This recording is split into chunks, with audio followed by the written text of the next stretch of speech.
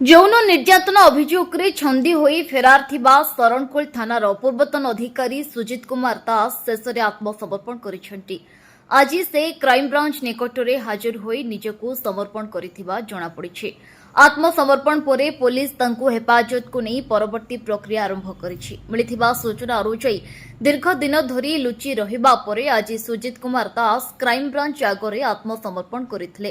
ଏହାପରେ ନିୟମ ଅନୁଯାୟୀ ତାଙ୍କୁ ନୟାଗଡ଼ ଜିଲ୍ଲା ମୁଖ୍ୟ ଚିକିତ୍ସାଳୟକୁ ନିଆଯାଇଥିଲା।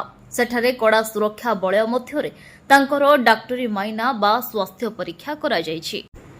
କ୍ରାଇମବ୍ରାଞ୍ଚ ଏହି ମାମଲାର ଅଧିକ ଖୋଳତାଡ଼ କରୁଥିବା ବେଳେ ତାଙ୍କୁ ପଚରାଉଚରା କରାଯାଉଥିବା ସୂଚନା ମିଳିଛି। ସୂଚନାଯୋଗ୍ୟ ଯେ ସୁଜିତ କୁମାର ଦାସ ଶରଣକୁଳ ଥାନାରେ ଆଇଆଇସି ଭାବେ କାର୍ଯ୍ୟରତ ଥିବା ସମୟରେ ତାଙ୍କ ନାମରେ ଏକ ସଙ୍ଗୀନ ଅଭିଯୋଗ ଆସିଥିଲା।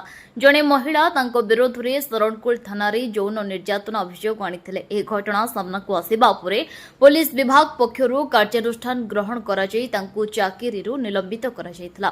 ତେବେ ନିଲମ୍ବନ ଆଦେଶ ପରେ ପୋଲିସର କାର୍ଯ୍ୟାନୁଷ୍ଠାନ ଭୟରେ ସେ ଫେରାର ହୋଇଯାଇଥିଲେ।